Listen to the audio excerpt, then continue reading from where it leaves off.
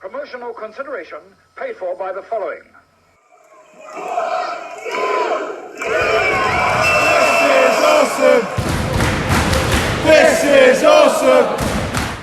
Hello and welcome to another not even a quick shot review. This is a retro review. I'm getting confused. I've got some quick shot reviews to do as well. But this is a retro review for wrestling, and it is the 2000 pay-per-view coming live from London. It is the unfortunately titled Insurrextion, and I had to really concentrate when I said that because it just makes me laugh. Yeah, I'm a child. Anyway, May the 6th, 2000 this pay-per-view was on, so it's like 4-5 days after they'd done Backlash. Imagine that, doing Backlash and then getting ripped over to London with, Kurt Angle, the shining light here, he does a promo where he's out in London saying hello to people, and he's absolutely brilliant. Love Kurt Angle. From Earl's Court in London, so a huge crowd on hand, 17,000 for the year 2000 was actually pretty damn good, especially for an overseas pay-per-view. And yeah, it's nothing compared to Blood Money, but obviously that's an outdoor stadium and they're getting paid to do it. So there you go. Chin chin. So yes, you are the Cheap Shot Nation and I am your host Luke. Of course, the hosts of the show, as usual, are good old JR when he was actually competent, and Jerry the King Lawler, puppies, kittens, and all that kind of stuff. We get a tag team match to start, as often the 2000s did. We get a tag team contest to get the crowd going a little bit. It's too cool, staple for the first match, because you know who's going to get the crowd going more than Too Cool, as they're going dancing down thing, and you know they're doing the Too Cool thing. And they're dancing and they're worming and just worming their way into our hearts in the year 2000. They are against two members of the Radicals in Perry Saturn and Dean Malenko. Of course, Dean Malenko and Scotty 2 Hotty had a feud for a couple of months before this over the Light Heavyweight Championship. And this is what led us to this. This was around the time that Perry Saturn went into the phase of being a bit dopey and carrying around a mop. So there you go, that's always good. Of course, there's plenty of titles on the line here. This is not a title match, but you can guarantee that none of them will change hands because it's in a different country to the USA. Too Cool versus Perry Saturn and Dean Malenko. Hip Hop Drop by Too Cool for the win in this one. Bit of a throwaway. The only takeaway here is that the Radicals implode completely and Perry Saturn and Dean Malenko end up beating each other up after the match. So we get a Mr. McMahon promo next. He comes out onto the stage to call promo over the WWE WWF crowd on hand in London. I'll get my words out eventually, saying that they don't deserve to see a title match, but they're going to anyway. And it does say subject to change on the card. So, wonder what's going to happen there. McMahon in the 2000s. I'll leave it to your imagination. Bob Buchanan is up next in a very rare singles appearance against Kane.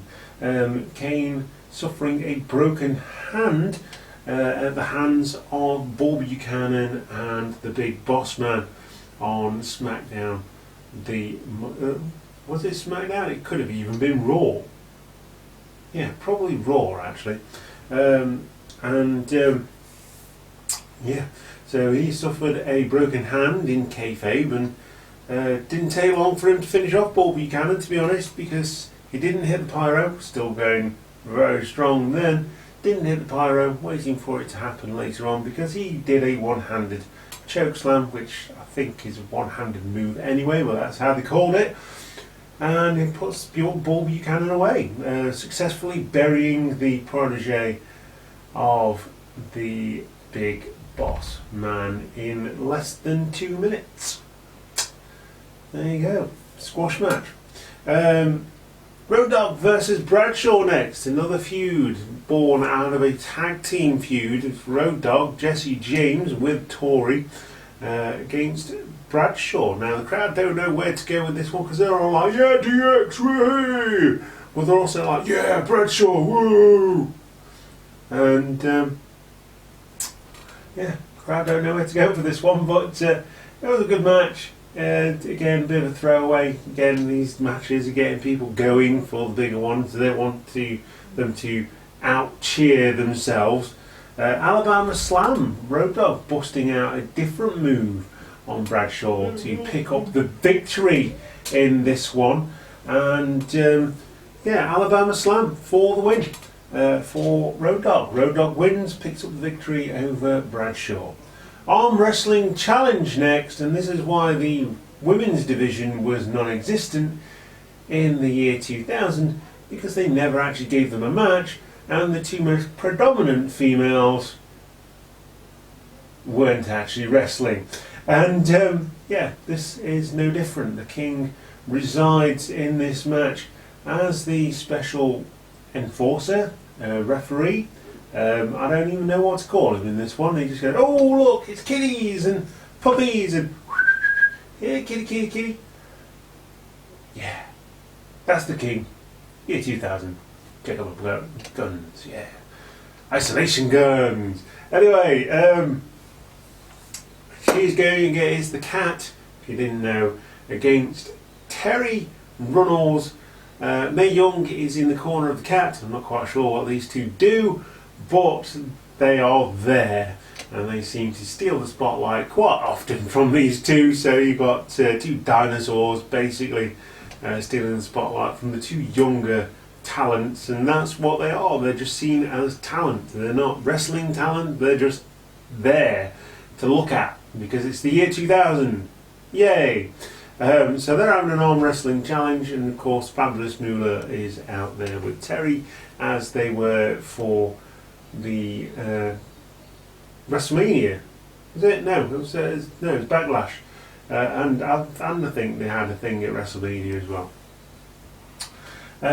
So yes, the Cat wins the match after some water gets involved. I'm sure that's a foreign object and someone should have been disqualified, but I think it's Moolah tries to blind the Cat with water, and Terry nearly wins, but Mae Young steals it and chucks it in the face of Terry Runnels. Instead we get wet t-shirts, and towards the end the Cat wins, and in very wet circumstances, and celebrates like she's won the world title.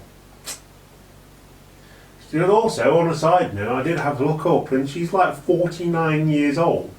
I'm like, what? What? Anyway, so that means she was 29 at this point, and married to Jerry the King Lawler. Let's just sink that in, just a little bit. Anyway, Terry Runnels never wants to take things lying down. Rips the top off of the Cat, and the kittens are exposed and they're on display. Of course, Jerry King Lawler was the first one in there to cover them up with his hands, and there you go. That's that. The Cat wins the arm wrestling challenge. Moving on. It is Big Show next, teaming with Rikishi. He comes out as Shokishi. He's got the the trunks and everything, which is really cool. At this point, he is playing the dafty, playing the fool, and dressing up in all sorts of different kinds of things. He dressed up as a Scotsman, dressed up as Hulk Hogan. I think he might have dressed up as the Ultimate Warrior at some point, but it's really fun. And they're going against the Dudley Boys. Dudley Boys, of course, off the back of a very disappointing loss at WrestleMania and another loss at Backlash. So 2 losses in a row for them, and this one makes it number 3, but it would be in auspicious circumstances because the tag team champions, Edge and Christian, would come down and Edge would spear Bubba Ray, and this would give the win to Shokishi and Rikishi after a massive choke slam. And like I said in the last video that came out only 4 days previous to this one, I really like the Big Show at this point. I think he's really fun, and he can turn the switch and he can just snap, and he can be that monster as well as a fun-loving giant. Yeah, chokeslam from Rikishi, or Shokishi rather. A couple of stink faces in there as well, and after the match we get a dance break, we've got a shade trade, and the Dudley Boys join in on this one. And yeah, it seems like they've gone from badasses who put women through tables to dancing in the street. Of course, you know, it's too cool, so why not? Anyway, Kurt Angle versus Chris Benoit, flourishing feud here. Chris Benoit is nursing 2 black eyes, and yeah, you've got to think that this was, you know, like, it's quite difficult for him to wrestle Kurt Angle, but if you're going to go against anybody who can carry that, it's going to be Kurt Angle. He is, you know, he's fabulous at this point, really good, top of his game, having one of the best rookie years that you will ever see in a wrestling ring. Yeah, it would be there'd be a decent feud and a decent fight in this one, even though Chris Benoit was blind for most of it, literally. Chris Benoit does get a crippler crossface onto the Olympic champion, but in a mark of intelligence and a sample of the 3 eyes, it would be Kurt Angle who would grab the referee and put the referee's thumb in Chris Benoit's eye, which would then temporarily blind him and give Angle the opportunity to hit the Angle Slam or Olympic Slam or whatever you want to call it at this point for the victory, when a simple slam would get a victory for Kurt Angle. So yeah, there's no way he could have disqualified him there because it was the referee that poked Chris Benoit, and yeah, granted Kurt Angle the victory. However, it could be argued that Kurt Angle did abuse the referee in order to get the advantage, but Kurt Angle wins, and the referee, I think, made the right call there. But there you go, that's just me, because I'm, you know, kind of a heel, you know, that's one of those things. And we go on next because for some reason Crash Holly was out during this match, saying that he couldn't get a Brit, an Englishman, to fight for the Hardcore Championship. We then get introduced to the British Bulldog, although he's just called Bulldog at this point, and he's got the dogs barking, and it's like, and he's like really hardcore at this point. I think he'd been in WCW at this point as well, so he's finally negotiated his comeback. His whole thing was to have something in his contract to get a championship match. I think maybe that was earlier in his career. Anyway, he comes out to challenge Crash Holly. He beats up Crash Holly, and we get a new hardcore champion. Not very hardcore, this one, but it would have been quite cool to see them spill out into the streets outside Earl's Court. But we get a new hardcore champion, and British Bulldog is well and truly back up and running. Tag team championships on the line next. It is the Hardy Boys versus Edge and Christian, and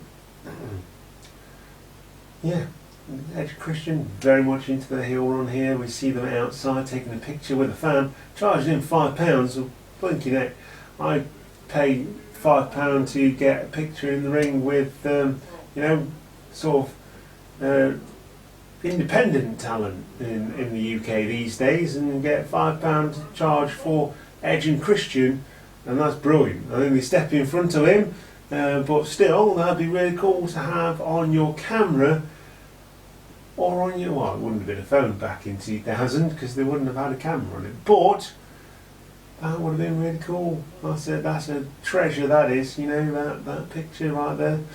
Anyway, they're full on heels here. They're lovable heels, they're lovable scamps, so to speak. And I really liked Edge and Christian at this point, as did most people. They get disqualified by using the ring bell as Christian, as Edge distracts. Well, it doesn't distract the referee because they get disqualified. They use the ring bell and the Hardy Boys win.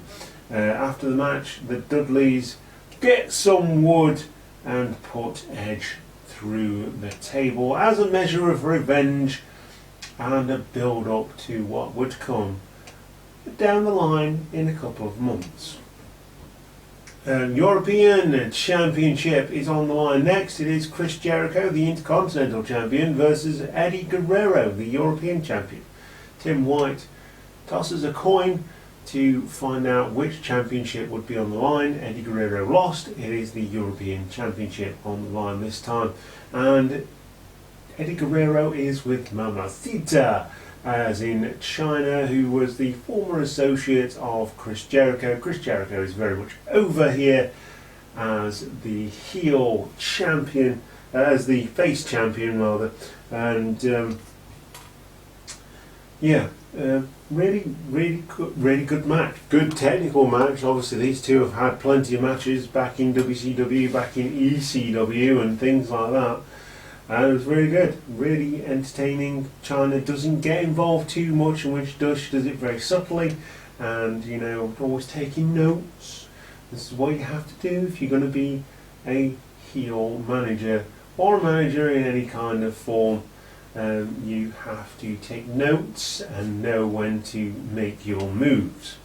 So the European title is used in this match, and he hits Jericho in the head with the title behind the referee's back as China gets involved and distracts the referee the only way she can.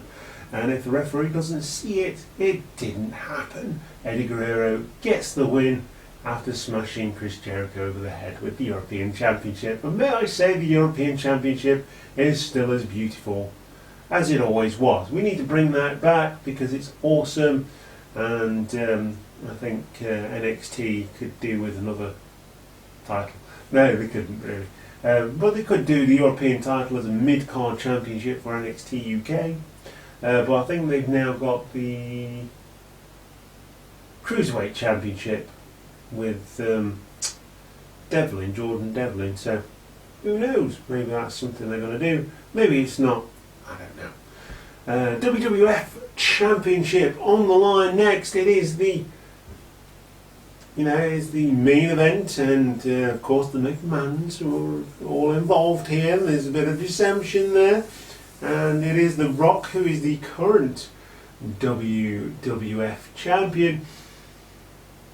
If you smell what The Rock is cooking, and he's going against Triple H, the former champion, and Shane McMahon, who was the referee during the match that Triple H lost against The Rock 4 days earlier. But it is a triple threat match this time. Shane McMahon's in the match as a competitor. Some things never change. But it would lead to The Rock getting the victory because it was Shane McMahon who took the fall against The Rock. So we got a basically a 2-on-1. Vince McMahon's out there, Stephanie's out there. He's not getting any help whatsoever. And The Rock overcomes the odds, so to speak, and gets the rock bottom on Shane, who takes the fall for the victory for The Rock. He retains the WWF Championship going into the next pay-per-view, which I'm not quite sure what that's going to be. But we're going towards, King of the Ring 2000, when King of the Ring was actually good and it actually had its own pay-per-view. And I think that's also the point. I think King of the Ring 2000 is Shane versus Angle in the Street Fight match. So, looking forward to that. That could have been 2001, actually. No, because Kurt Angle was in the tournament and wins the tournament. Anyway, if you're hearing that scratching, that is Tilly, and I'm going to go and let her in a minute. So The Rock retains, and that is the end of the pay-per-view Insurrextion.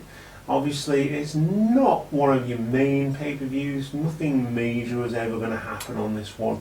But it is a very watchable pay-per-view. You've got all your top stars in there. And it doesn't really do, it moves storylines forward, but doesn't really do anything to update the storylines, so to speak. But very watchable, and a good stop in the middle of all the other pay-per-views that WWE would be doing around about the 2000s. So, would I watch it? Yeah, I'd go and watch it. If you've got the network and you're in isolation, go and watch this pay-per-view. It's a good, fun little pay-per-view.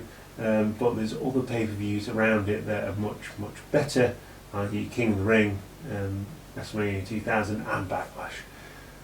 But it's good, and we're doing the timeline, and it's 20 years since the year 2000, so we're going through all of the WWF pay-per-views one by one and posting them on the day that they were released, on the day that they were happening.